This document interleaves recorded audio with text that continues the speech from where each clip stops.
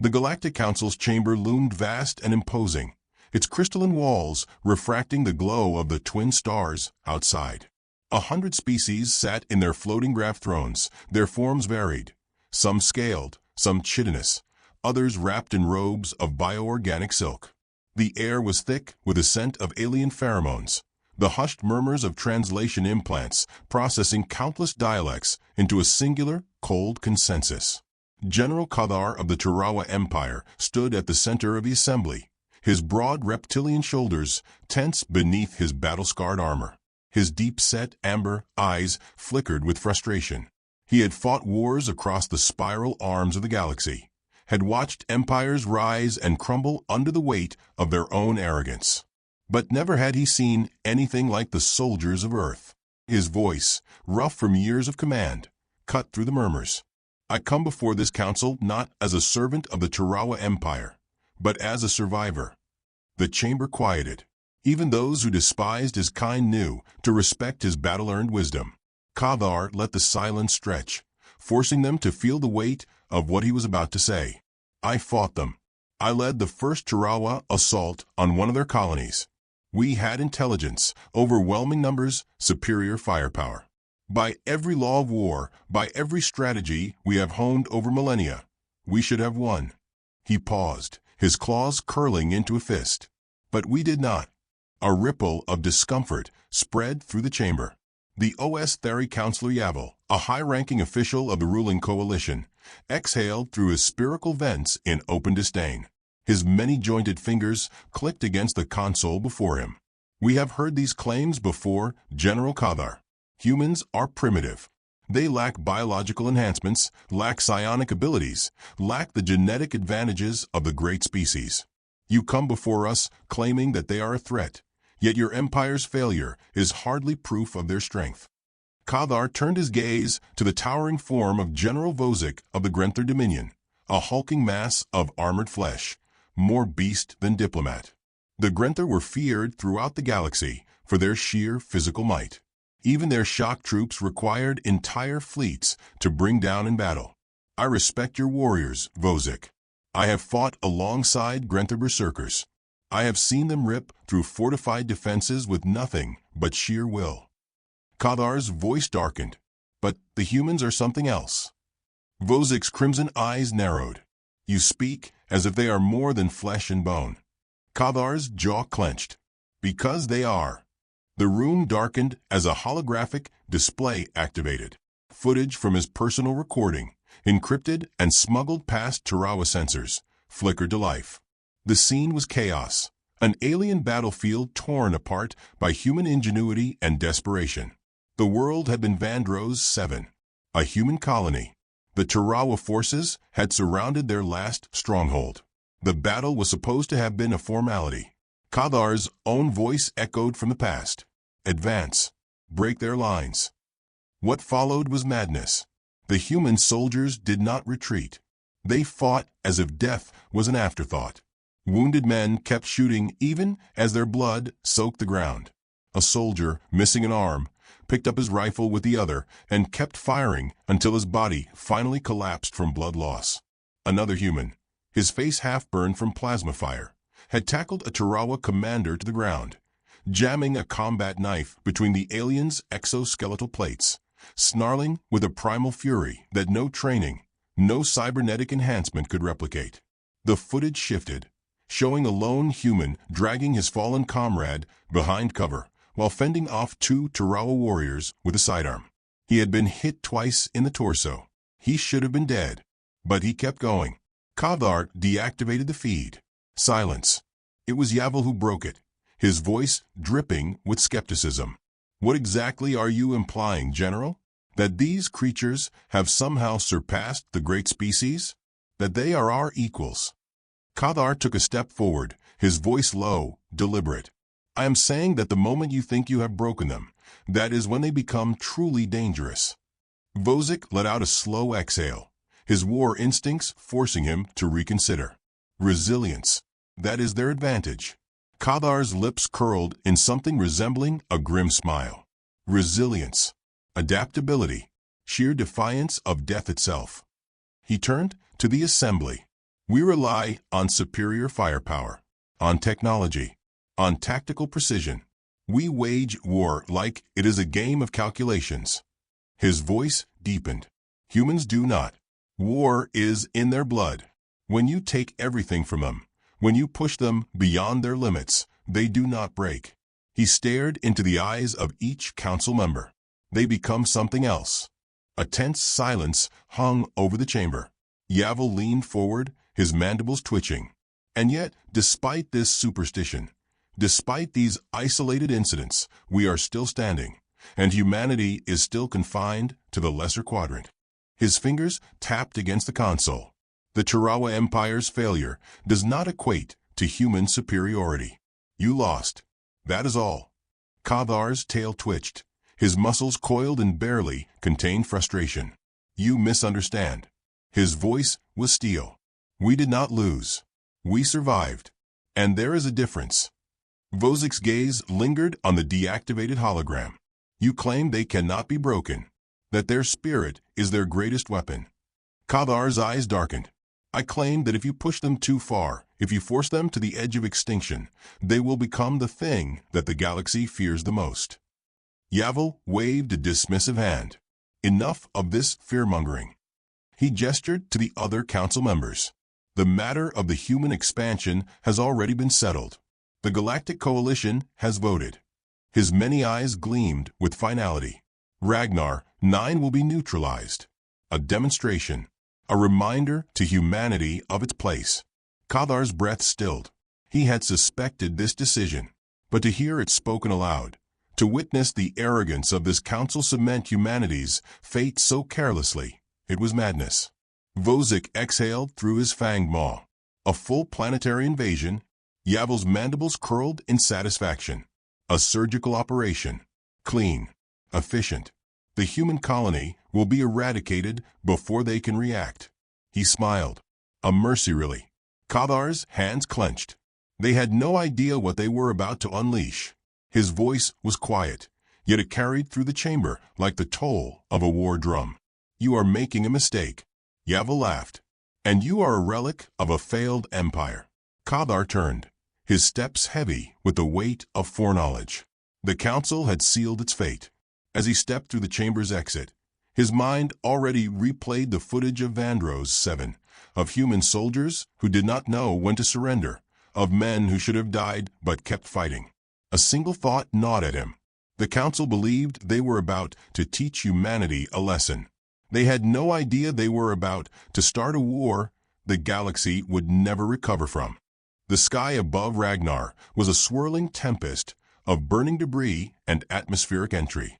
The first waves of the Galactic Coalition's fleet had arrived, descending in flawless formation, their war machines casting long shadows over the colony below. From orbit, the planet seemed lifeless, its vast stretches of darkened jungle and red clay terrain untouched. But the silence was a lie. The humans were waiting. General Vozik stood at the forefront of the Coalition's primary landing force, his towering form clad in reinforced battle armor, his massive hands resting on the hilt of his plasma blade.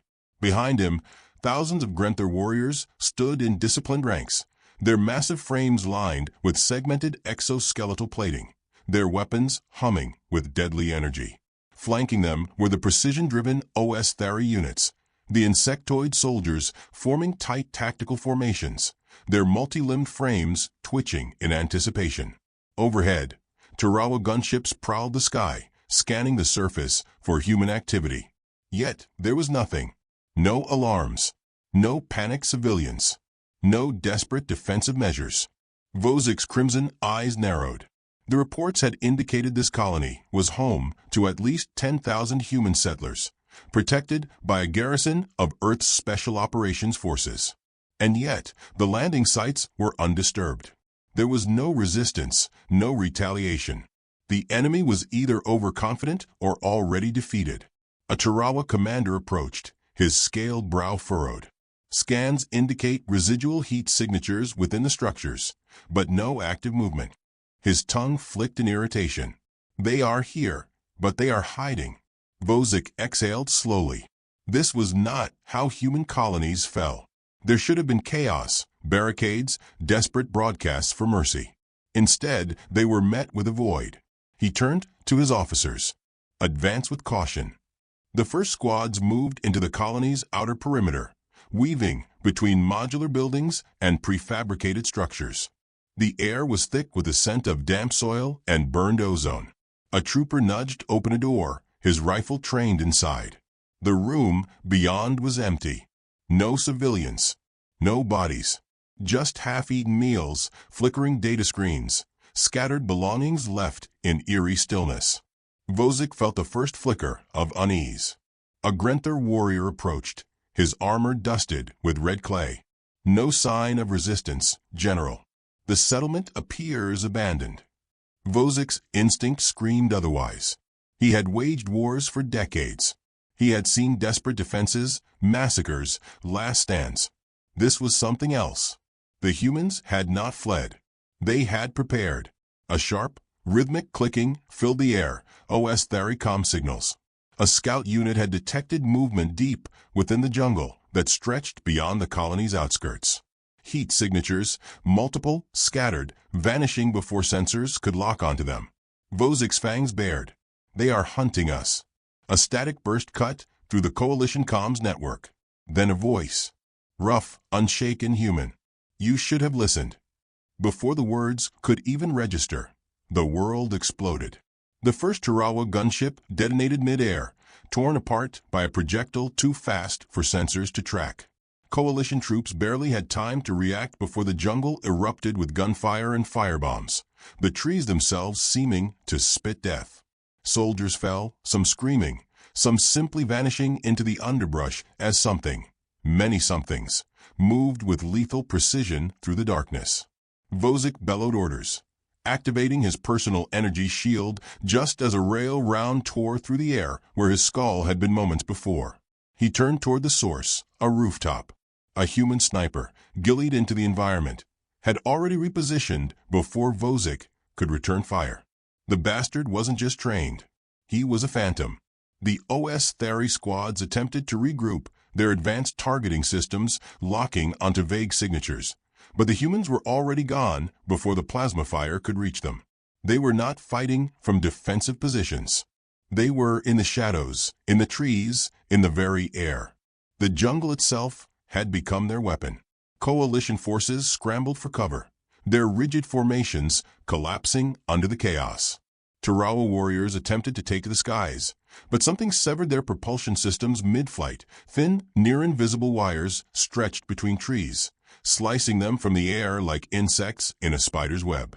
Vosik pressed his back against the nearest structure, his breath coming in measured growls.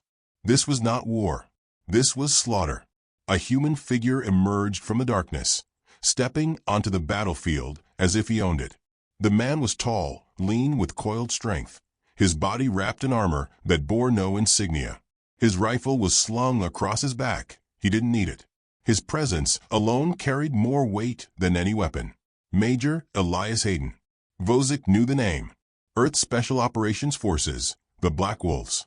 A unit spoken of in hushed whispers, rumored to be more beast than man. Their soldiers were said to be relentless, nearly impossible to kill. Every attempt to capture or study them had resulted in entire battalions being wiped out. Hayden's eyes locked onto Vosik's, unflinching, unreadable. There was no fear in them, no anger, just a quiet certainty.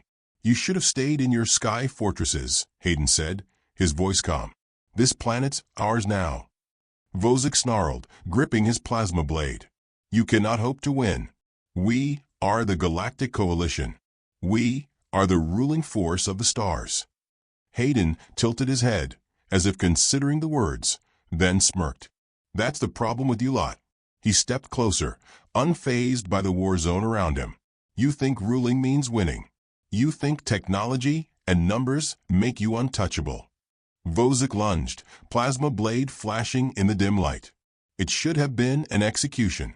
No human could match the speed of a Grenther general in combat. But Hayden sidestepped with effortless grace, catching Vosik's wrist in a vice grip and twisting. There was a sickening crack, and the plasma blade clattered to the ground. In the same motion, Hayden drove his knee into Vozik's side, sending the massive alien staggering. This. Hayden's voice never lost its eerie calm. This is what we do. Vozik roared, lunging again, but this time Hayden drove a combat knife deep between the plates of his armor. Not a lethal blow, an insult, a warning. Vozik dropped to a knee, his vision swimming. Around him, the battlefield was shifting. The coalition forces were breaking, retreating into the jungle, their disciplined formations shattered.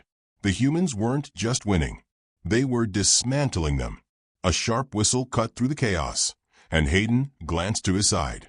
A figure emerged from a tree line, dragging a coalition officer in tattered armor, one of the Tarawa commanders. The man was barely conscious, his breathing labored. Hayden exhaled, then crouched in front of Vozik, gripping his chin with an iron grip, forcing him to meet his gaze. You came here thinking we'd beg, thinking we'd kneel. Hayden's voice dropped to a whisper, yet it carried more weight than the screams around them. That's the mistake every empire makes. His fingers tightened. We don't break. Vozik struggled, but he saw the truth now. He had never faced warriors like these. He had never fought against an enemy that adapted faster than any artificial intelligence, that turned pain into power, defeat into opportunity. Hayden stood, his gaze sweeping the battlefield as the last remnants of the coalition forces fell back, some disappearing into the jungle, others leaving their weapons behind. The war for Ragnar 9 had not lasted hours, as the council had predicted. It had lasted minutes. Vozik forced himself up, his wounds screaming in protest. He turned toward the retreating forces, the remains of his army. He had led them into this, blind to what they had walked into. Hayden watched him with quiet amusement. Run back to your masters. Tell them what you saw. Vozik met his gaze one last time before turning, disappearing into the smoke and ruin. As the sounds of battle faded, Hayden rolled his shoulders, reaching for his radio. Phase 1 complete, he said, his voice relaxed. Let's get ready. The real fight's just starting.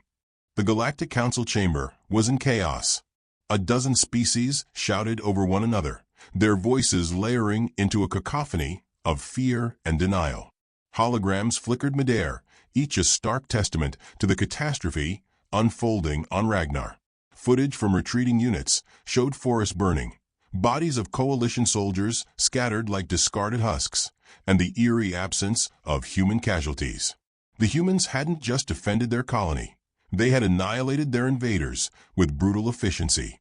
Councillor Yavel's mandibles twitched in irritation as he tapped his clawed fingers against the console. This is unacceptable, he hissed.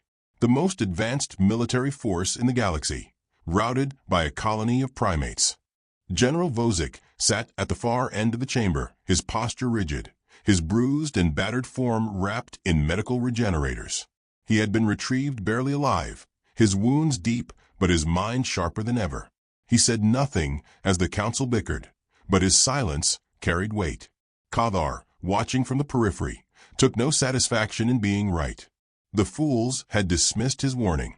Now they were panicking like frightened animals, scrambling for solutions that no longer existed. The footage is clear, another counselor barked, her translucent tendrils shifting anxiously.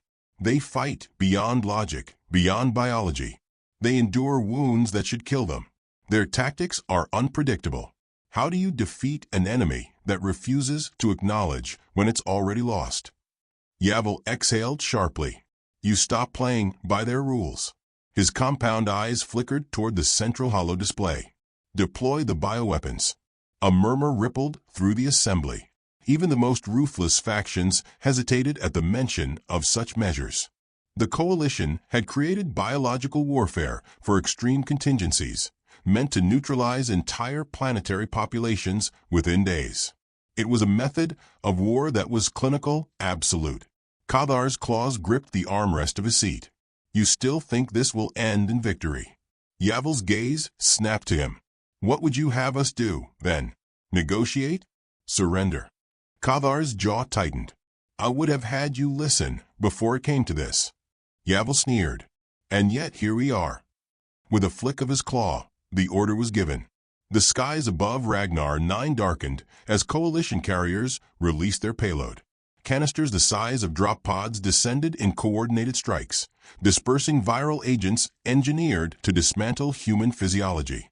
The virus, crafted from the genetic sequencing of hundreds of species, had no cure. It was designed to bypass medical treatments, overwhelm immune systems, and leave nothing but hollowed-out corpses in its wake. The coalition's warships hovered above the atmosphere, their commanders watching in eerie stillness as the planet below was swallowed in an invisible, inescapable death. Then the waiting began. Hours passed. Then a day. The first reports came in. They weren't what the Council expected. Scouts sent to assess the effects of the bioweapon never returned. Drones sent to gather data were disabled mid-air. The transmission from one OS-Thari officer, before he vanished, was filled with static, his voice laced with something that should not have been possible. They're still here. Hayden stood at the edge of a battlefield now overgrown with the twisting roots of the jungle. His armor was scratched, his face marred with dried blood, but his expression carried no concern. The coalition had underestimated them again. The bioweapon had hit. That much was certain.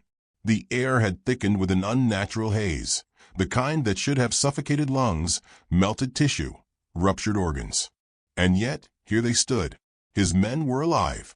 Not just alive. Stronger. The first symptoms had been brutal, fevers that should have killed, seizures that should have shattered neural pathways. But instead of breaking them, the virus had forced their bodies to adapt. Human biology, unpredictable and defiant as ever, had turned the coalition's ultimate weapon into something else entirely. Their soldiers moved faster. Their wounds closed quicker. Their endurance surged beyond known limits. The coalition hadn't engineered humanity's extinction. They had accelerated its evolution. Hayden exhaled, flexing his fingers.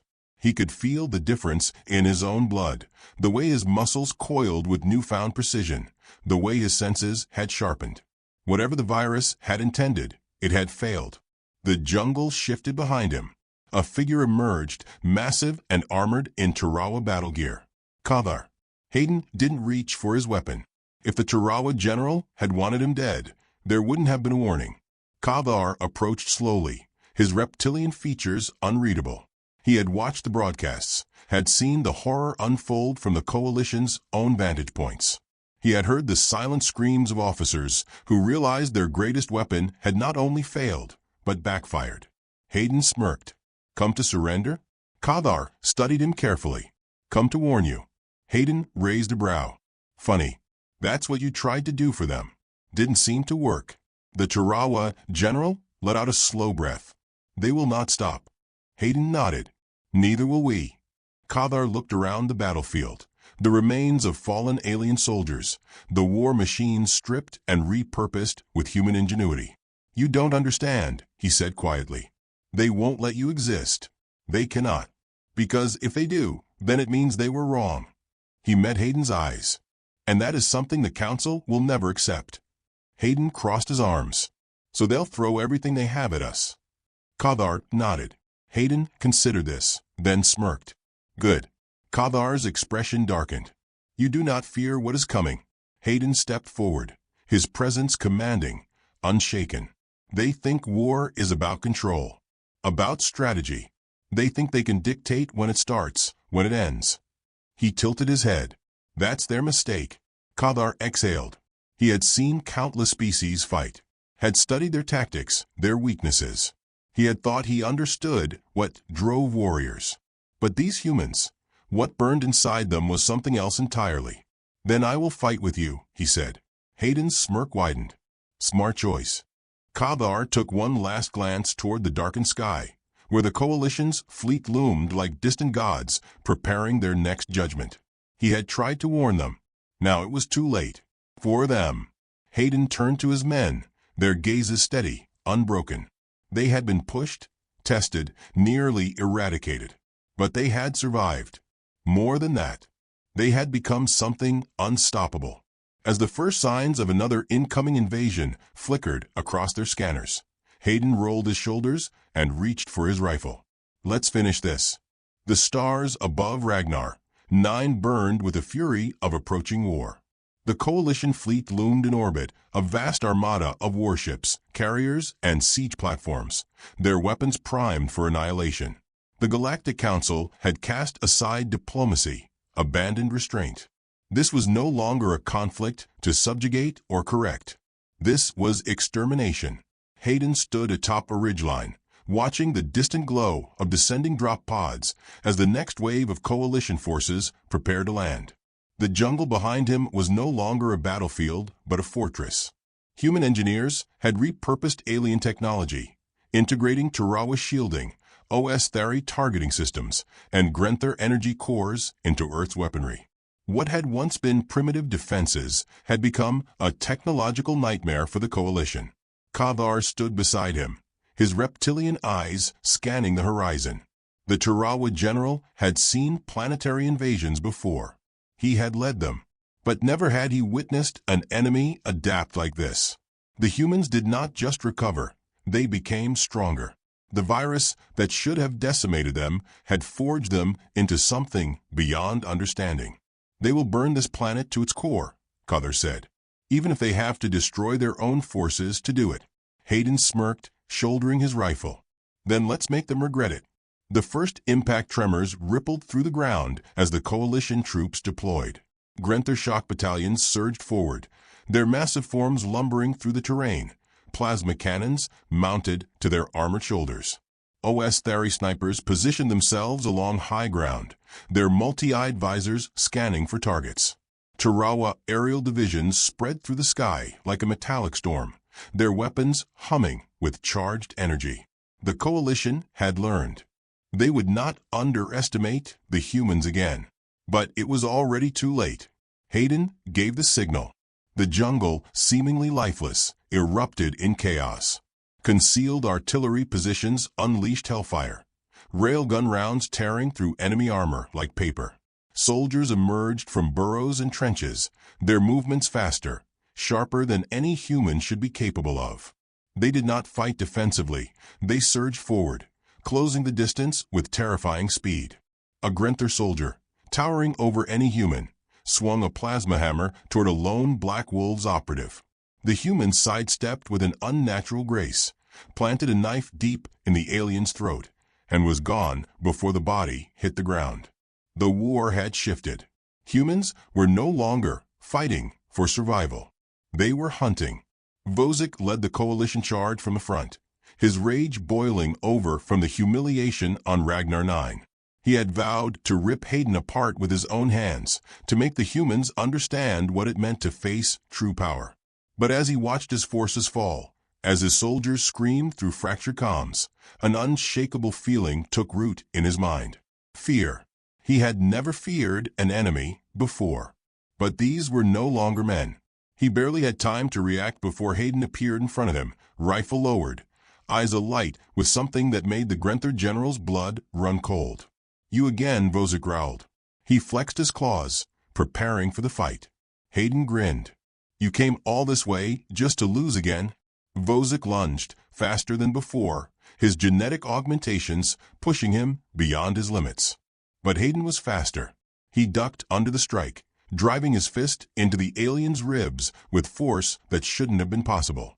Vosik staggered, the impact reverberating through his entire frame. Before he could recover, Hayden struck again, this time shattering his knee. The Grenthar general collapsed, gasping, his limbs failing him. Hayden crouched beside him, gripping the alien's throat with one hand. You're not fighting men anymore, Hayden whispered. You're fighting what you made us. Vosik tried to struggle, but Hayden's grip was like iron. For what it's worth, Hayden said, his voice quiet, almost thoughtful. You should have listened. He twisted. Vosik's body slumped to the ground, lifeless. Across the battlefield, the coalition forces were in full retreat. Their warships, once symbols of dominance, now became coffins as human raiding parties breached their hulls. The jungle burned, but it was not a symbol of destruction. It was a funeral pyre for an empire that had underestimated the indomitable will of humanity. Cathar watched as the remnants of the coalition fleet pulled away, their leaders realizing too late that victory had become impossible. He turned to Hayden, the human covered in blood and dust, yet standing as if the battle had only just begun. "They will come back," Cuthar said. Hayden wiped the grime from his face, his expression unreadable. Let them. A new war had begun, but this time it would not be fought on human soil. It would be fought in the stars, and humanity would not stop until the galaxy was theirs.